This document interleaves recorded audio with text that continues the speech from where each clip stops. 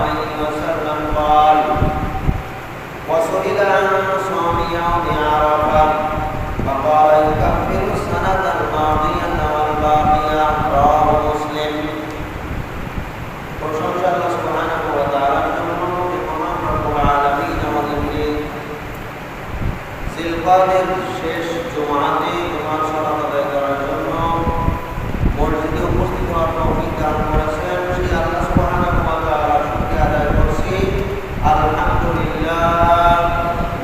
অতঃপর দুরূদ সালাম বর্ষিত হোক বিশ্বনবী সাইয়্যিদুল মুরসালিন খাতামুন নবিয়্যিন রাহমাতুল লিল আলামিন নবী মুহাম্মদুর রাসূলুল্লাহ সাল্লাল্লাহু আলাইহি ওয়াসাল্লামের উপর।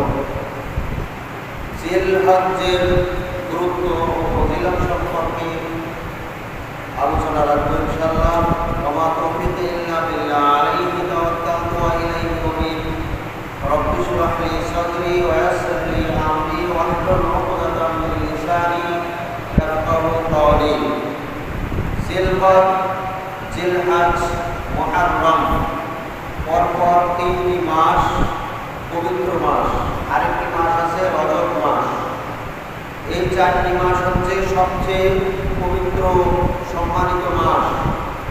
আল্লাহ তাআলা বলেছেন ইন্না ইদ্দাতাশ শুহুরি ইনদাল্লাহি 12 শাহরা। নিশ্চয় মাস গণনায় আল্লাহর নিকটে মাসের সংখ্যা হচ্ছে 12টি। আর এই মাস গণনা আল্লাহ তাআলা করেছেন ফি কিতাবিল্লাহি ইয়াওমা খালাকাস সামাওয়াতি ওয়াল আরদ। আসমান এবং জমিন সৃষ্টির সূচনা থেকে আল্লাহ তাআলা মাসের গণনা করে তার কিতাবে লিপিবদ্ধ করে রেখেছেন। ফিহা আরবাআতুন হুরুম। এই চারটি মাসের মধ্যে, এই 12টি মাসের মধ্যে 4টি মাস হচ্ছে সম্মানিত মাস। এই 4টি মাস হচ্ছে জিলহজ, জিলহজ, মুহররম, পরপর 3টি মাস। যদিও এই বছরের জিলহজ, জিলহজ এই মাস দুটি হচ্ছে শেষ 2 মাস, আর আগামী বছর শুরু হবে আবার মুহররম। কিন্তু হাদিসে এই তিনটি মাসকে একত্রিতভাবে বলা হয়েছে। আরেকটি মাস হচ্ছে রজব মাস। এই চারটি মাস হচ্ছে সম্মানিত মাস। এই চারটি মাসে কোন প্রকার যুদ্ধ বিগ্রহ দাঙ্গা হাঙ্গামা মারামারি কাটাকাটি এগুলি সম্পূর্ণরূপে বর্জন করতে হবে। মুসলিমরা তো করবেই। আইয়ামে জাহিলিয়াতে মানুষ যত বর্বর অসভ্য থাকুক না কেন, তারা এই চারটি মাসকে সম্মান করত। এমনকি একটা গোত্রের সাথে দীর্ঘদিনের দ্বন্দ্ব চলছে, দীর্ঘদিনের শত্রুতা, দীর্ঘদিন ধরে একটা শত্রুকে খোঁজা হচ্ছে কিন্তু তাকে খুঁজে পাওয়া যাচ্ছে না। হঠাৎ করে সেই লোকটাকে খুঁজে পাওয়া গেল, সামনে হাজির হয়ে গেল। অথচ সেই সময় ছিল এই পবিত্র মাস, সম্মানিত মাস। এই মাসের সম্মানার্থে জাহেল যুগের মানুষ পর্যন্ত তারা ওই লোকটার উপরে কোনো প্রতিশোধ নেয়নি, তাকে এমনিতেই ছেড়ে দিয়েছে। এই মাসের সম্মান রক্ষার্থে তারা এই মাসকে এত সম্মান করতে, মর্যাদা দিত। যদিও আমরা বর্তমানে নামধারী অনেক মুসলমান রয়েছে যারা এই মাসের সম্মান তো দূরের কথা, যা মনে চায় তাই করি। এই মাসগুলি আল্লাহ তাআলার কাছে অত্যন্ত সম্মানিত মাস। বিশেষ করে এই চারটি মাসের মধ্যে সবচেয়ে গুরুত্বপূর্ণ মাস হচ্ছে জিলহজ মাস। এই জিলহজ মাসের আগেও আছে একটি মাস, পবিত্র মাস, সম্মানিত মাস। পরেও আছে আরেকটি সম্মানিত মাস। জিলহজের আগে জিলকদ মাস, জিলহজের পরে মুহররম মাস। এই 2-3 মাসের মাঝখানে হচ্ছে জিলহজ মাস।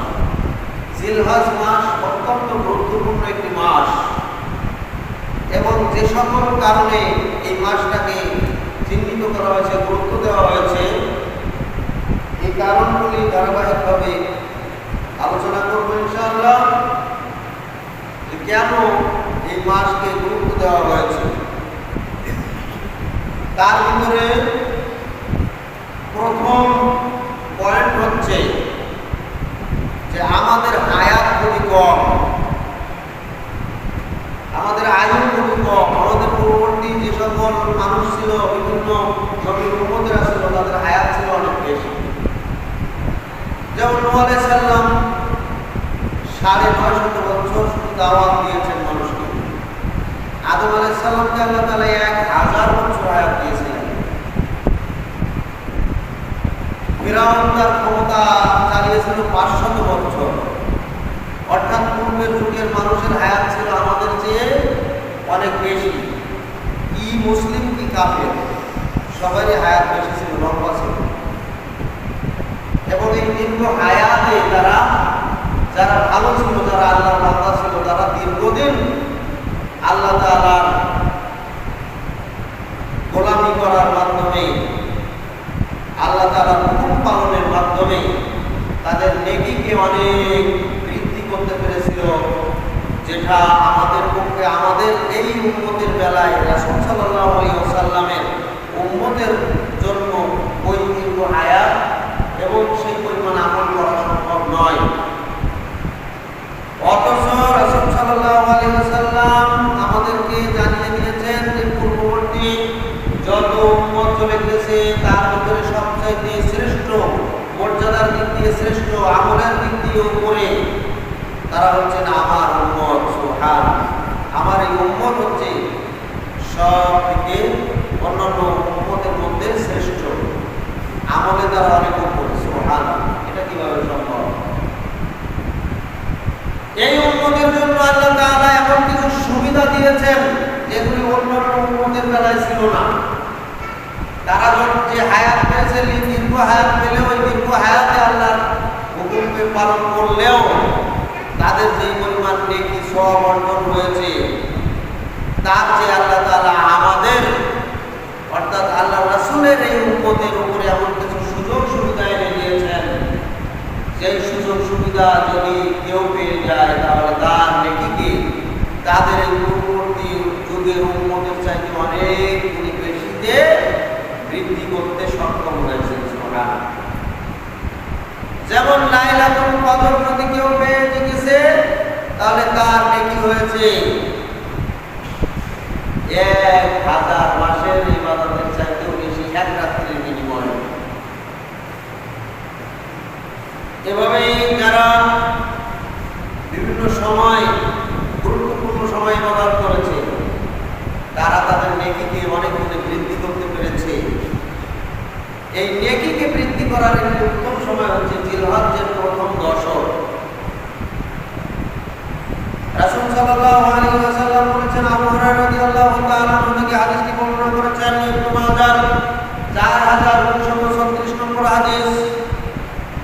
রাসূল সাল্লাল্লাহু আলাইহি ওয়াসাল্লাম বলেছেন, আমার উম্মতের গড় আয়ু হচ্ছে 60 থেকে 70 বছর। 60 থেকে 70 বছরের মাঝখানের এই সময়টা হচ্ছে এই উম্মতের গড় আয়ু। অধিকাংশ লোক এর মধ্যেই সীমাবদ্ধ থাকবে। খুব কম সংখ্যক লোক এটাকে অতিক্রম করবে, অতিবাহিত করবে। যারা এই বয়সকে অতিক্রম করবে তাদের সংখ্যা খুবই কম। অধিকাংশ লোক এই বয়সের মধ্যেই সীমাবদ্ধ থাকবে, 60 থেকে 70 বছর। এই বয়সকে অতিক্রম করবে খুব কম সংখ্যক লোক, হাতে গোনা কয়েকজন। এই অল্প সময়ে আমরা অন্যান্য উম্মতের 1000 বছরের ইবাদতের চাইতেও বেশি ইবাদত করতে সক্ষম হব যদি আমরা এই সুযোগ সুবিধাগুলো গ্রহণ করতে পারি। তার ভিতরে একটি সুবিধা হচ্ছে জিলহজ মাসের প্রথম দশকে যদি কেউ গুরুত্ব দেয় এবং যথাযথভাবে ইবাদত করে। এই সময়ে দুইভাবে ইবাদত করতে হবে। একটা হচ্ছে স্বাভাবিক ইবাদত, আমরা সবসময় যেটা করি সেটা তো করবই। দুই, বিশেষভাবে এই সময়কে গুরুত্ব দিয়ে অতিরিক্ত আরো কিছু আমল করার জন্য চেষ্টা করতে হবে। স্বাভাবিক আমল তো করতে হবে, করবই। অতিরিক্ত আরো কিছু নফল ইবাদত যদি এই সময়ে যোগ করি তাহলে আমরা সেই ফায়দা হাসিল করতে পারব।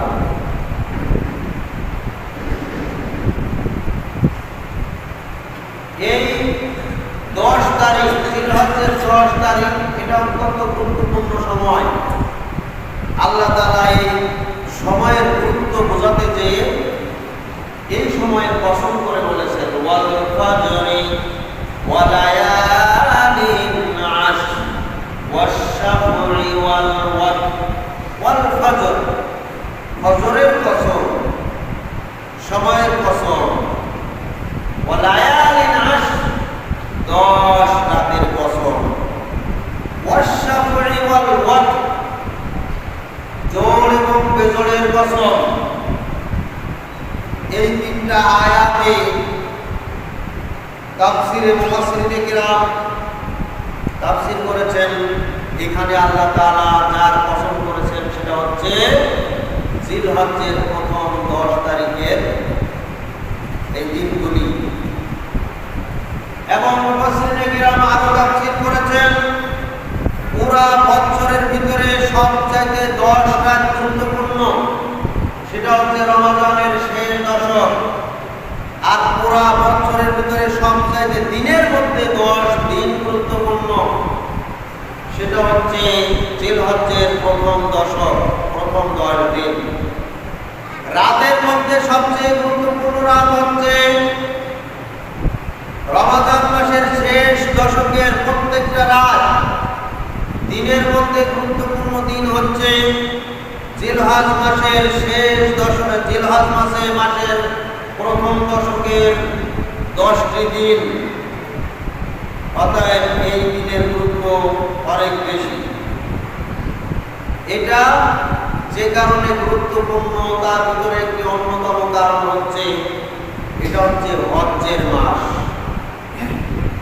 সারা বছরের মধ্যে আল্লাহ সুবহানাহু ওয়া তাআলা নির্ধারিত সময়ে একবার হজ ফরজ করেছেন, সেটা হচ্ছে এই জিলহজ মাসের কয়েকদিনে এবং শেষ দশকে, জিলহজ মাসের শেষ দশকের মধ্যেই হজের এই দিনগুলিকে আল্লাহ তাআলা নির্ধারণ করেছেন।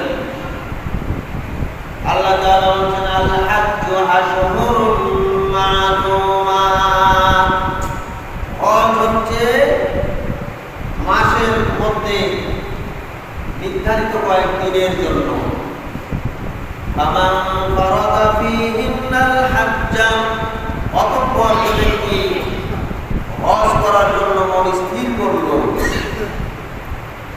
হজ তার উপরে ফরজ হয়েছে, সে হজ করার জন্য সিদ্ধান্ত গ্রহণ করেছে এবং হজ করার জন্য তৈরি হয়ে হজের জন্য রওনা দিয়েছে,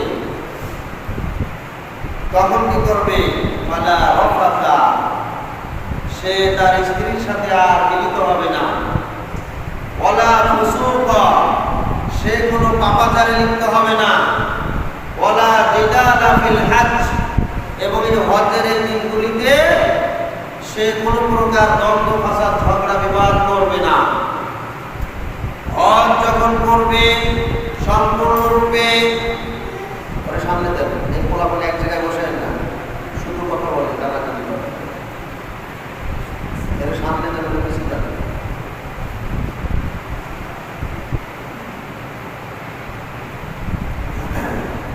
হজ্জের সময়ে, হজ্জের এই দিনগুলিতে যদি স্ত্রী সাথে থাকে, স্ত্রী হজ করতে গেছে, তার সাথে মিলিত হওয়ার সুযোগ নাই। এরপরে অন্য কোনো পাপ কাজে লিপ্ত হওয়ার সুযোগ নাই, দ্বন্দ্ব ফাসাদ বিবাদ ঝগড়া বিবাদে লিপ্ত হওয়ার সুযোগ নাই। এগুলি করলে হজ বাতিল হয়ে যাবে, এগুলি থেকে বিরত থাকতে হবে। সূরা বাকারার 197 নম্বর আয়াত। এটা হচ্ছে কুরবানির মাস, একদিকে হজের মাস আর একদিকে কোরবানির মাস।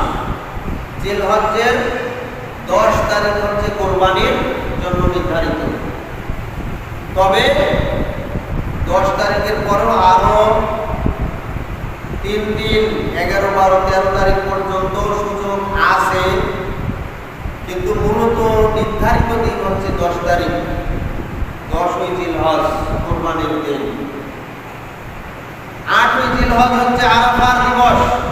8ই জিলহজ হচ্ছে মিনা মুজদালিফায় অবস্থানের দিবস, মিনায় অবস্থানের দিবস। 9ই জিলহজ হচ্ছে আরাফার দিবস। 10ই জিলহজ হচ্ছে কোরবানির দিবস। এই 3টা দিন খুবই গুরুত্বপূর্ণ। এর মধ্যে 2টা দিন হচ্ছে জোড় আর একটা দিন হচ্ছে বেজোড়। আল্লাহ তাআলা বলেন, ওয়ালা ওয়াশফি ওয়াল ওয়াদ, কসম জোড় এবং বেজোড়ে। এই আয়াতের তাফসীরে মুফাসসিরিনে কিরাম বলেছেন যে এইখানে আল্লাহ তাআলা জোড়ের কসম করেছেন 10 তারিখের, আর বেজোড়ের কসম করেছেন 9 তারিখের। এই 2টা দিন যেহেতু অত্যন্ত গুরুত্বপূর্ণ, এই জন্য এই 2 দিনের কসম করে আল্লাহ তাআলা সূরা নাযিল করেছেন। তাহলে এটা হচ্ছে কোরবানির মাস, এবং যাদের সামর্থ্য রয়েছে তাদেরকে অবশ্যই কোরবানি করা উচিত। এ প্রসঙ্গে আমরা একটি হাদিস প্রত্যেক কোরবানির সময় একাধিকবার শুনে থাকি, যে হাদিসটি ইবনে মাজাহ 3123 নম্বরে বর্ণিত হয়েছে।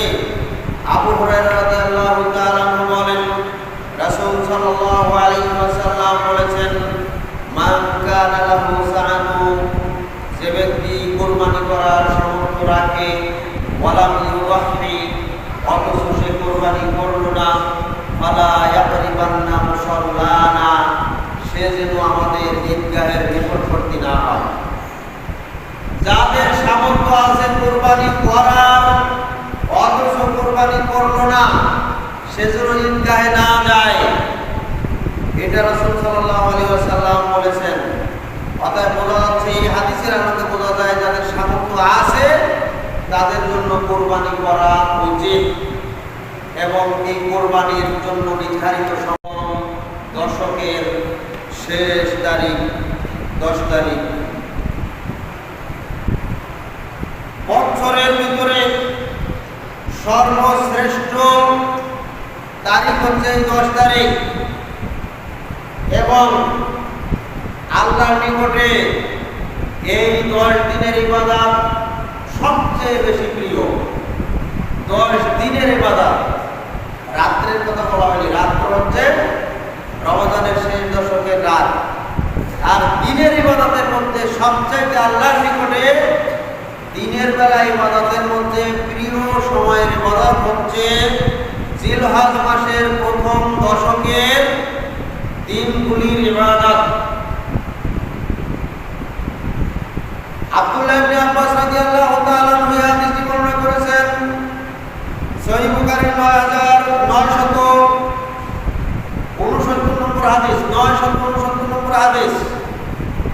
রাসূল সাল্লাল্লাহু আলাইহি ওয়াসাল্লাম যখন বলেছেন যে জিলহজ্জের প্রথম দশকের দিনের ইবাদত আল্লাহর কাছে সবচেয়ে প্রিয়, যত প্রকার ইবাদত আছে সাহাবীরা জানতেন যে জিহাদ একটি গুরুত্বপূর্ণ ইবাদত, জিহাদ একটি অত্যন্ত গুরুত্বপূর্ণ ইবাদত।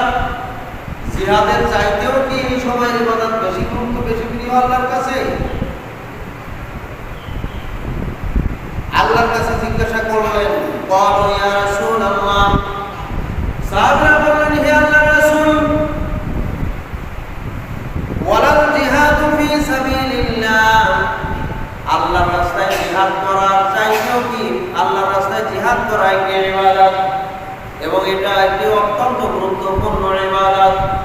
বিশেষ করে যখন দ্বীন প্রতিষ্ঠার জন্য মুসলিমদের উপরে জিহাদ ফরজ হয়, সেই সময় জিহাদ করা একটি গুরুত্বপূর্ণ ফরজিয়াত, গুরুত্বপূর্ণ ইবাদত।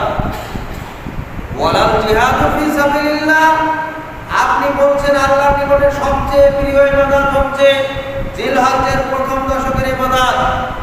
তাহলে সবচেয়ে প্রিয় বলতে আপনি কি বোঝাতে চাচ্ছেন যে জিহাদের চাইতেও বেশি জিহাদ আল্লাহ তাআলার কাছে একটি প্রিয় ইবাদত? জিহাদের চাইতেও কি বেশি গুরুত্বপূর্ণ এই ইবাদত? জিহাদের চাইতেও কি বেশি প্রিয় আল্লাহর কাছে এই জিলহজ্জের প্রথম দশকের ইবাদত?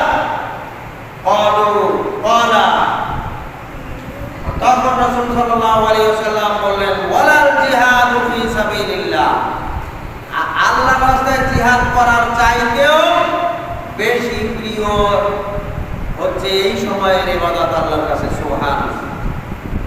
বিশ্বনবী বললেন জিহাদের চাইতেও বেশি প্রিয় আল্লাহর কাছে এই সময়ের ইবাদত।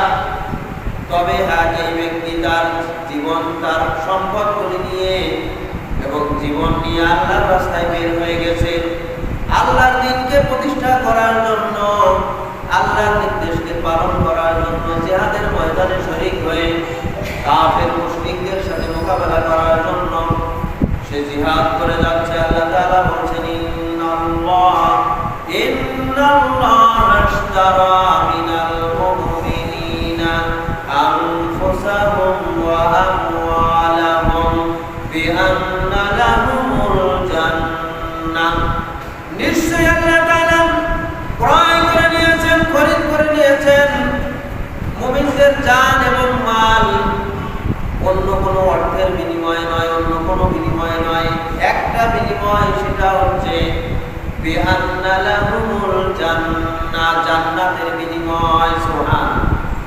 আল্লাহ তাআলা মুমিনদের কাছ থেকে তাদের জান এবং মালকে খরিদ করে নিয়েছেন, ক্রয় করে নিয়েছেন, বিনিময় হচ্ছে কি? জান্নাত। প্রদান করবেন জান্নাত। কিনে নিয়েছেন মুমিনের জান এবং মাল, দিয়ে দিবেন জান্নাত। সুবহানাল্লাহ। আল্লাহর সাথে ওয়াদাবদ্ধ হয়েছে ইমানদাররা, এই জিহাদের ময়দানে আমি আমার জানটাও দিয়ে দেব, আমার মাল তো দিয়েই দিলাম, মাল দিয়ে দিলাম, জানও দিয়ে দিব, এই প্রতিজ্ঞাবদ্ধ হয়েছে আল্লাহর সাথে। আর আল্লাহ তাআলা তাদের সাথে ওয়াদাবদ্ধ হয়েছেন, তাদেরকে দেবেন জান্নাত। সুবহানাল্লাহ। এই জিহাদের ময়দানে একজন মুমিনের কাজ কি? ইউকাতিলুনা ফি সাবিলিল্লাহ, তারা আল্লাহর রাস্তায় সংগ্রাম করে, আল্লাহর রাস্তায় লড়াই করে, যুদ্ধ করে। ফায়াকুলুনা ওয়া ইউকতালুন, এরপরে কাফের বেঈমানদের হত্যা মারে, তাদের উপরে আক্রমণ করে, শত্রুদেরকে খতম করে, কাফেরদেরকে এভাবে মারতে থাকে। এমনকি কাফেররা যদি তার উপরে আঘাত করে, প্রয়োজনে নিজের জীবনটাও আল্লাহর রাস্তায় দিয়ে দেয়, সেও আল্লাহর রাস্তায় মারা যায়। সুবহান।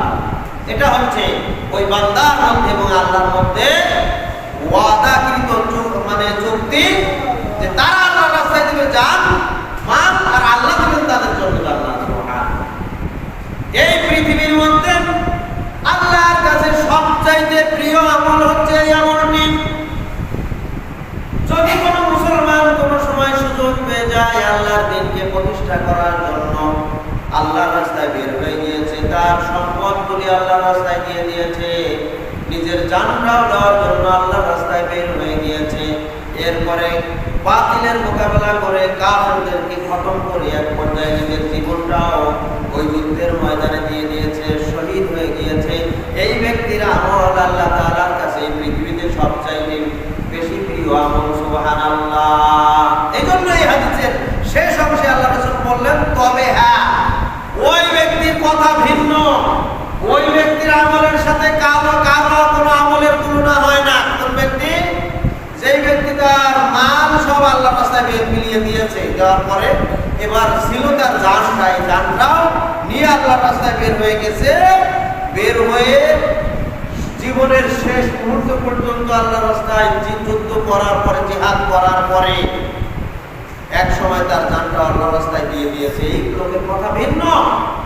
এর মর্যাদা আল্লাহর কাছে, এর সম্মান আল্লাহর কাছে অনেক অনেক গুণ বেশি। সুবহান। শুধু এই ব্যক্তি ছাড়া যদি কেউ জিহাদের ময়দান থেকে আবার ফিরে আসে, তাহলে সে যে আমলের বিনিময় পাবে তার চাইতেও বেশি বিনিময় পাবে ওই ব্যক্তি যে জিলহজ মাসের প্রথম দশকে ইবাদত করবে। সুবহানাল্লাহ। তবে যে ফিরেনি, শাহাদাত বরণ করছে জিহাদের ময়দানে, তার সওয়াবটা এর চাইতে বেশি, অর্থাৎ জিলহজের ইবাদতের চাইতে বেশি। ওর কথা ভিন্ন, ওর মর্যাদা আল্লাহ তাআলার কাছে অনেক বেশি। সুবহানাল্লাহ। অতএব জিহাদের ময়দানে শরীক হওয়া আর শাহাদাত বরণ করা, দুয়ের মধ্যে পার্থক্য আছে। শাহাদাত হিসাবে আল্লাহ তাআলা সবাইকে কবুল করেন না। আল্লাহ রাসূলের যুগে এমন বিষয় লক্ষ্য করা গেছে, জিহাদের ময়দানে শরীক হয়ে কাফেরদের সাথে যুদ্ধ করে শেষ মুহূর্তে মৃত্যুবরণের আগে সে কাফের হয়ে মারা গেছে, এরকম নজির আছে। বিশ্বনবী মুহাম্মদুর রাসূলুল্লাহ সাল্লাল্লাহু আলাইহি ওয়াসাল্লাম এক সাহাবীর ব্যাপারে বললেন, এক সাহাবীর ব্যাপারে যখন সাহাবীরা মন্তব্য করলেন, এই ব্যক্তি, এক ব্যক্তির ব্যাপারে মন্তব্য করলেন, এই ব্যক্তি এত দুর্দান্ত, এত সাহস নিয়ে যুদ্ধ করে, এই ব্যক্তির যুদ্ধের বিনিময়ে আল্লাহ তাআলা তাকে অনেক প্রতিদান দিবেন, আল্লাহ তাআলার কাছে সে অনেক বেশি সম্মানিত।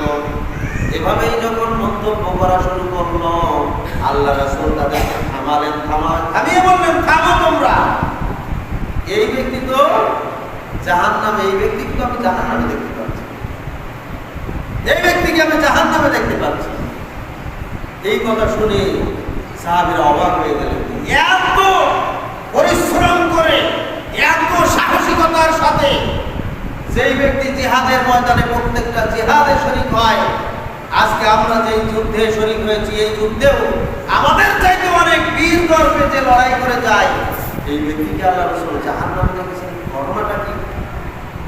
সাহাবীদের মধ্যে দুই একজন এই লোকের পিছু নিলেন যে আসলে আমি দেখতে চাই সর্বশেষ তার পরিণতি কি হয়, এটা দেখার জন্য। সাহাবীদের মধ্যে দুই একজন সাহাবী তার পিছে লেগেছে। এই লোকটি তুমুল সাহসিকতার সাথে যুদ্ধের ময়দানে শরীক হয়েছে, যুদ্ধের ময়দানে শরীক হয়ে যুদ্ধ করছে, কাফেরদেরকে খতম করেই চলেছে। এভাবে সাহসিকতার সাথে আল্লাহর দ্বীনকে প্রতিষ্ঠা করার জন্য যুদ্ধ করে যাচ্ছে।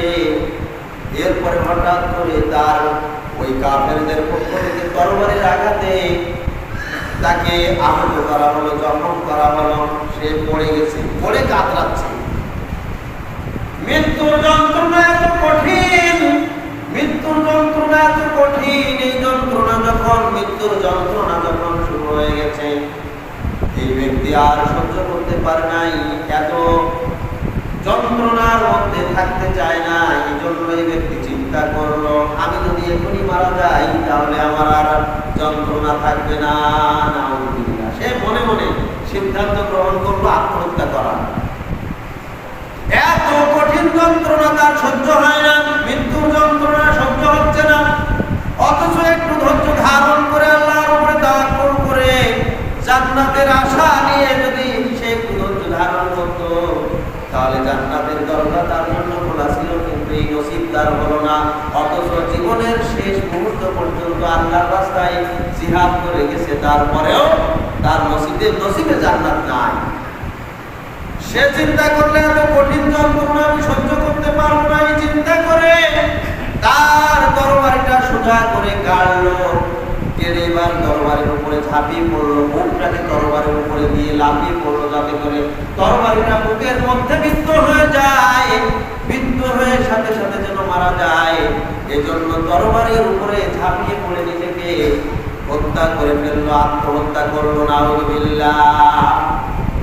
তখন ওই তার পিছনে পিছিয়ে লেগে থাকা সাহাবীরা বুঝতে পারলেন যে আল্লাহ রাসূলের কথা সত্য। এই ব্যক্তি শেষ মুহূর্তে সে আত্মহত্যা করেছে। আর আত্মহত্যাকারীর ঠিকানা কোথায়? জাহান্নাম। আত্মহত্যাকারীর ঠিকানা জাহান্নাম। অতএব এই শেষ মুহূর্তে নিজের কষ্টকে সহ্য করতে না পেরে আত্মহত্যা করে মৃত্যুবরণ করলো। যারা আত্মহত্যা করে তারা পরকালকে বিশ্বাস করে না, মনে করে যে পরকালে আর কি হবে, আমি এখন বেঁচে নিয়ে যাই। যারা আত্মহত্যা করে, যে সমস্ত প্রেমিক প্রেমিকারা আত্মহত্যা করে, এরা মনে করে যে আমি আত্মহত্যা করে একটা নজির স্থাপন করতে চাই, আর একজনকে শিক্ষা দিয়ে দিতে চাই যে দেখ আমি তোর জন্য জীবনটাও দিতে পারি। যারা আত্মহত্যা করে এরা আসলে পরকালকে বিশ্বাস করে না। এই সাহাবীর মধ্যে ওটাই ঘটেছিল। বিশ্বনবী মুহাম্মদুর রাসূলুল্লাহ সাল্লাল্লাহু আলাইহি ওয়াসাল্লাম বলেছেন, ইউবাতু মুবাতিন আলা মা মাতা আলাইহি। প্রত্যেক ব্যক্তির পরকাল তার উপরেই হবে যার উপরে সে মৃত্যুবরণ করবে। যে আমলের উপরে, যে কাজের উপরে মৃত্যুবরণ করবে তার উপরে ভিত্তি করেই তার পরকাল হবে। এই লোকটি জীবনের শেষ মুহূর্ত পর্যন্ত আল্লাহর দ্বীনকে বিজয়ী করার জন্য যুদ্ধ করে গেছে। অথচ শেষ মুহূর্তে কষ্ট সহ্য না করতে পেরে আত্মহত্যা করার কারণে সে জাহান্নামী হয়ে গেছে। শেষ কর্মের উপরেই পরকাল। সম্মানিত উপস্থিতি, বলছিলাম যে এই জিলহজ্জের প্রথম দশকের ইবাদত জিহাদের চাইতেও বেশি মূল্যমানের। সুবহানাল্লাহ। অতএব এই সময়ের ইবাদতের প্রতি গুরুত্ব আমাদেরকেও দিতে হবে। সকল মৌলিক ইবাদত একত্রিত হয় এই সময়ে। হজ অন্য সময় হজ নাই, কুরবানি অন্য সময় নাই, আর অন্যান্য ইবাদত সারা বছর থাকলেও এই বিশেষ করে দুইটা ইবাদত হজ এবং কুরবানি অন্য সময় নাই। এই জন্য জিলহজ মাস হচ্ছে হজের জন্য নির্ধারিত, কুরবানির জন্য নির্ধারিত। সেই সাথে সালাতও আছে, সিয়ামও আছে। সিয়ামের ব্যাপারে রাসূল সাল্লাল্লাহু আলাইহি ওয়াসাল্লাম তিনি উদ্বুদ্ধ করেছেন জিলহজ মাসের প্রথম তারিখ থেকে নবম তারিখ পর্যন্ত সিয়াম রাখার ব্যাপারে। তবে হ্যাঁ, আরাফাত দিবসের সিয়াম সম্পর্কে আলাদা ফজিলত বর্ণনা করেছেন। আরাফাত দিবসে কেউ যদি সিয়াম পালন করে তাহলে কাতাদা আনসারী রাদিয়াল্লাহু তাআলা বলেন, রাসূল সাল্লাল্লাহু আলাইহি ওয়াসাল্লামকে আরাফার দিবসে সিয়াম সম্পর্কে জিজ্ঞাসা করা হলো। ওয়াসুইলা ইয়াউমি আরাফা, আরাফার দিবস সম্পর্কে তাকে জিজ্ঞাসা করা হলে তিনি বললেন, ফাকালা ইউকাফিরু সানাতাল মাদিয়াতা ওয়াল বাকিয়া। যদি কোনো ব্যক্তি আরাফার দিবসে সিয়াম পালন করে তাহলে এর বিনিময়ে আল্লাহ তাআলা তার পূর্বের এবং পরের এক বছর, পূর্বের এক বছর এবং পরের এক বছর, আগামী এক বছর, 2 বছরের সগীরা গুনাহগুলি আল্লাহ তাআলা তাকে মাফ করে দেন। সুবহানাল্লাহ। 2 বছরের সগীরা গুনাহ আল্লাহ তাআলা একদিনের সিয়ামের বিনিময়ে মাফ করে দেবেন। সুবহানাল্লাহ। এটা গুরুত্বপূর্ণ একটি সিয়াম। তবে যদি কোনো ব্যক্তি ইচ্ছা করে এবং সে যদি মনে করে এই 10 তারিখ পর্যন্ত আমি গুরুত্বপূর্ণ ইবাদতের মাধ্যমে মানে এই সময়টাকে খুব গুরুত্ব দিতে চাই, তাহলে তার উচিত হচ্ছে এই পুরা 9 তারিখ পর্যন্ত সিয়াম পালন করা। যদি কারো সামর্থ্য থাকে সিয়াম পালন করার, তাহলে সবচেয়ে উত্তম সময় উত্তম ইবাদতে কাটাতে চাইলে তাকে এই 9টা সিয়াম পালন করা উচিত। এভাবেই এই সময়টা সিয়ামের জন্য নির্ধারণ করা হলো।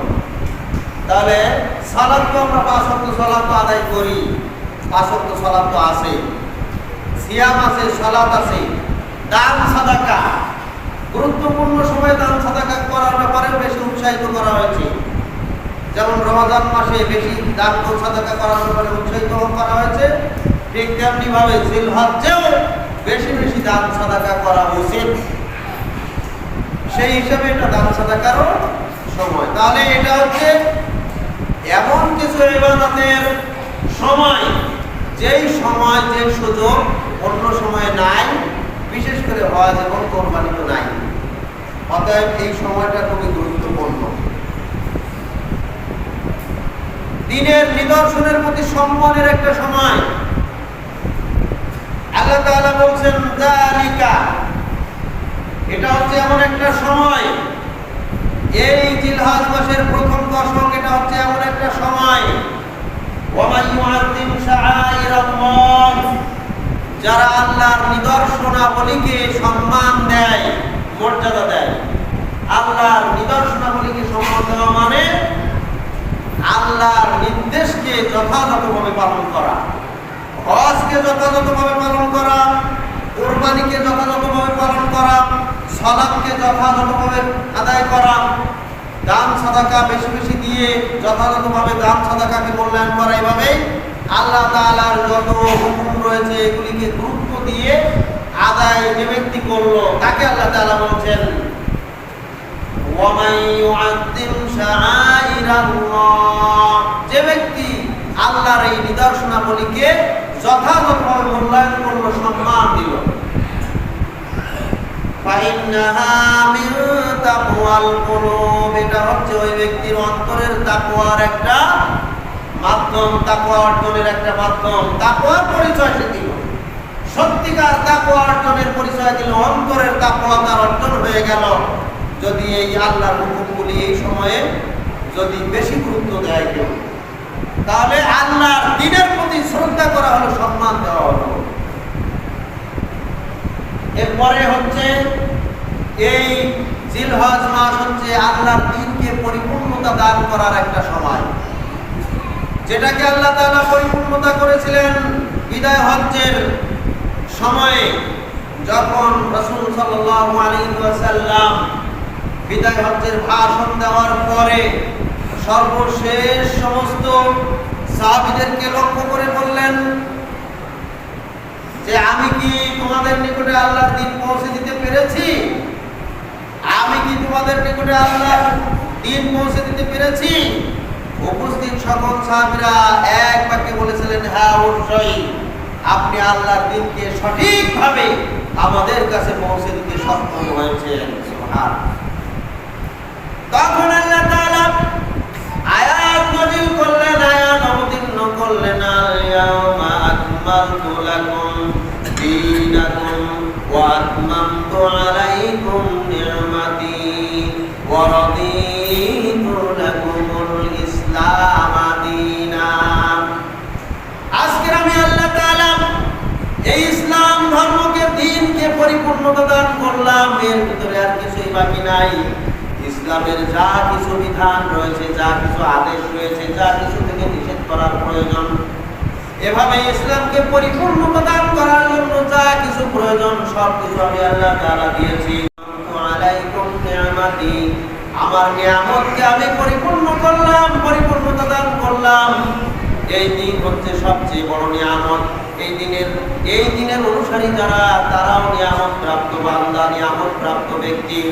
যারা এই দিনের অনুসরণ করলো তারা নিয়ামত, আল্লাহর পক্ষ থেকে নিয়ামত পেয়ে গেল। সুবহানাল্লাহ। ওয়া আতমামতু নিয়ামতি আলাইকুম, আমি তোমাদের উপরে আমার নিয়ামতকেও পরিপূর্ণ করে দিলাম। যারা দিনের পরিপূর্ণ অনুসারী তারা আমার নিয়ামত পরিপূর্ণ পেয়ে গেছে। ওয়া রাদিতু লাকুমুল ইসলাম দীনা, আর ইসলামকে দিন হিসাবে মনোনীত করে আমি সন্তুষ্ট হলাম। সুবহানাল্লাহ।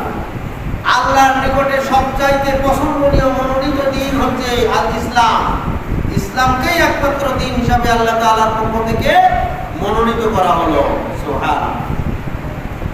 ওমর ইবনুল খাত্তাব রাদিয়াল্লাহু তাআলা বলেন, একদা ইহুদিদের একজন ব্যক্তি, একজন পণ্ডিত ব্যক্তি এসে ওমরকে বলছেন যে, হে ওমর, তোমাদের উপরে তোমাদের কোরআনে আল্লাহ তাআলা এমন একটা আয়াত অবতীর্ণ করেছেন, ওই আয়াত এতই গুরুত্বপূর্ণ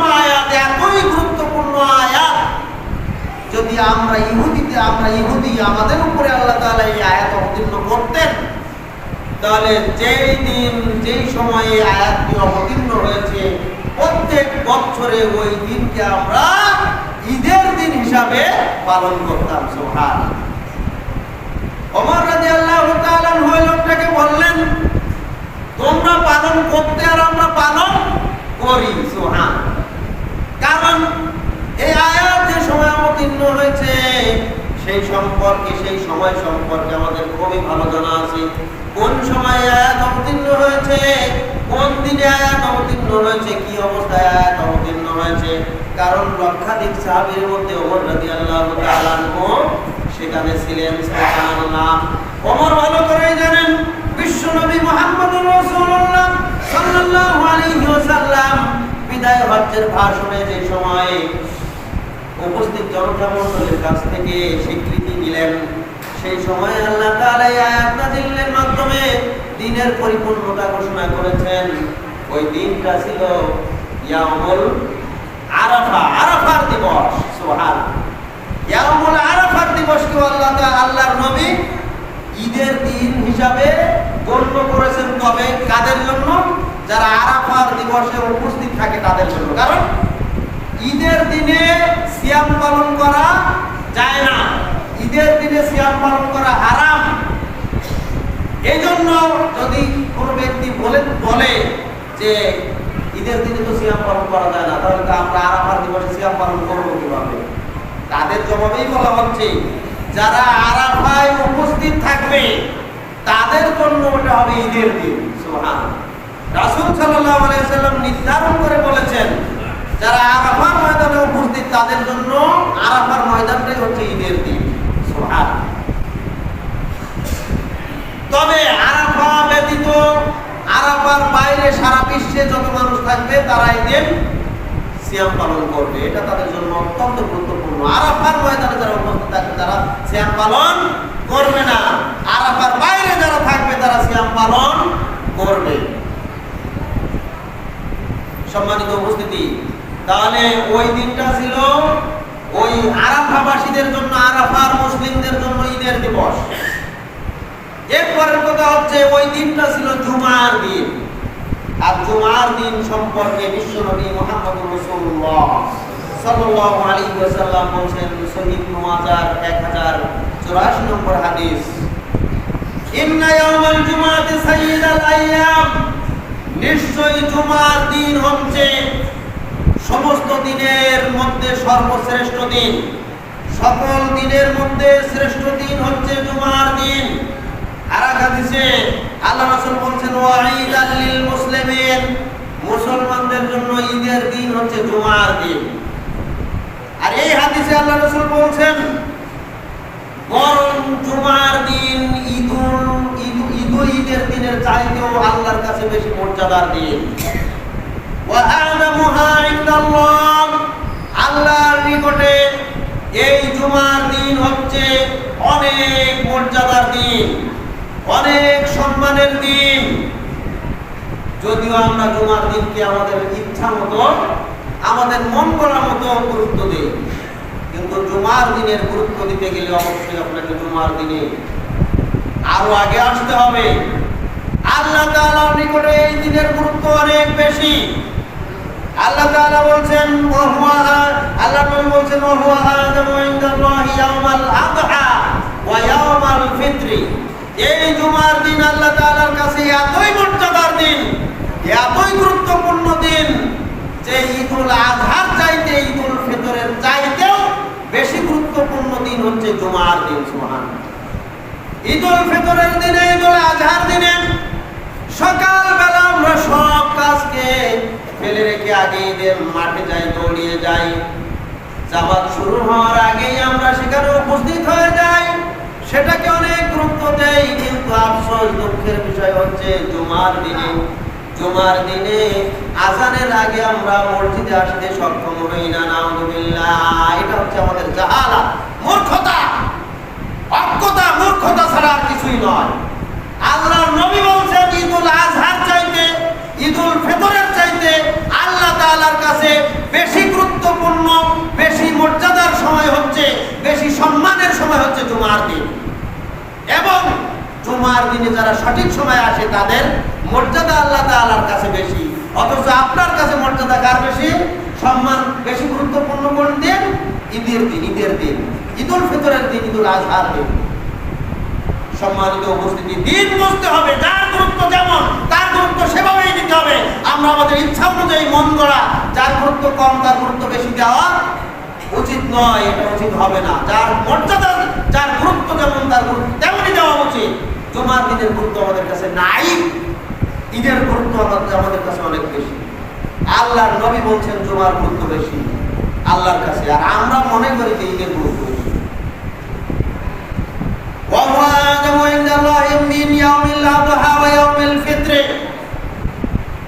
এই দিনের মর্যাদা, জুমার দিনের মর্যাদা আল্লাহর কাছে ঈদুল আযহা এবং ঈদুল ফিতরের চাইতেও বেশি। ফীহি খামসু খিলাল। এই দিনে এমন 5টি বৈশিষ্ট্য আল্লাহ তাআলা রেখেছেন যার জন্য এর মর্যাদাকে অনেক অংশে বৃদ্ধি করা হয়েছে। 1 নাম্বার হচ্ছে এই দিবসে আল্লাহ তাআলা আদমকে সৃষ্টি করেছিলেন। 2 নাম্বার হচ্ছে এই দিনে আল্লাহ তাআলা আদমকে এই জমিনে নামিয়েছিলেন। 3 নাম্বার হচ্ছে এই দিনে আদম আলাইহিস সালামের মৃত্যু ঘটেছিল।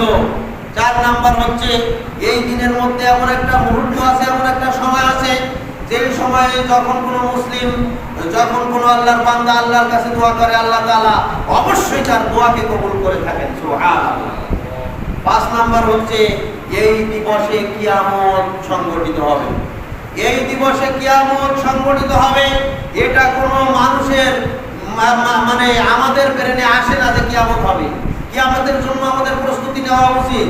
কিয়ামত যদি হয় তাহলে আমাদের অবস্থা কি হবে, এই ধরনের চিন্তা ফিকিরি নাই।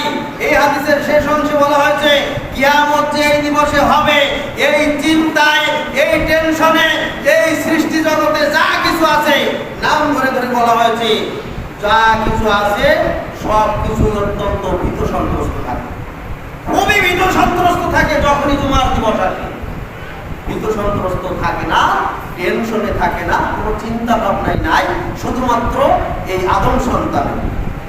অধিকাংশ শিক্ষিত মানুষেরা, ধনী মানুষেরা এই দিনকে তো বিনোদনের জন্য নির্ধারণ করে। সরকারি ছুটি থাকে, পার্কে গিয়ে ছেলে মেয়ে নিয়ে আনন্দ ফুর্তিতে লিপ্ত হয়, বিভিন্ন জায়গায় সফর করে। বিবাহের অনুষ্ঠানের মাধ্যমে, বিবাহের অনুষ্ঠান এই দিনে দিয়ে বহু মানুষকে জুমা থেকে বঞ্চিত করা হয়। বুয়ার কোণে তো নামাজের কোনো খবরই নাই, নামাজি বুয়ার কোণেও এই দিন নামাজ পড়ে না। এভাবে বিভিন্ন ক্ষেত্রে আজকের জুমার দিবসকে তুচ্ছ তাচ্ছিল্য করে দুনিয়ার জন্য দুনিয়া কেন্দ্রিক বানানো হয়েছে। অথচ এই দিন হচ্ছে অত্যন্ত গুরুত্বপূর্ণ দিবস। সম্মানিত উপস্থিতি, এই জুমার দিন ঈদের চাইতে বেশি মর্যাদা। এই জন্য ওমর রাদিয়াল্লাহু তাআলা বললেন যে হে ওমর, তুমি বলছো যে এই দিনে তোমরা ঈদ পালন করতে, ঈদের চাইতেও বড় ঈদ আমরা এই দিনে পালন করি। কারণ ওই দিনটা ছিল জুমার দিবস, ওই দিনটা ছিল আরাফার দিবস। এই আরাফার দিবস যখন আসে তখন সারা বিশ্বের মুসলমানের আরাফাতের ময়দানে উপস্থিত হয়। সম্মানিত উপস্থিতি, সময় শেষ হয়ে গেছে, বাকি আলোচনা ইনশাআল্লাহ আগামী জুমায় করব। আমরা জুমার কিছু এই শেষ দশকের কয়েকটি করণীয় নিয়ে একটু শুধু আপনাদেরকে জানিয়ে দিচ্ছি। চাঁদ ওঠার পর থেকে আমরা ইনশাআল্লাহ একটি গুরুত্বপূর্ণ সুন্নত হচ্ছে নখ চুল কাটা থেকে বিরত থাকবো, আগেই কেটে রাখবো। চাঁদ ওঠার পর থেকে নখ চুল কাটা থেকে বিরত থাকবো। রাসূল সাল্লাল্লাহু আলাইহি ওয়াসাল্লাম বলেছেন, যে ব্যক্তি কোরবানির ইচ্ছা করে, কোরবানি দেওয়ার ইচ্ছা করে, সে যেন নখ চুল কাটা থেকে বিরত থাকে।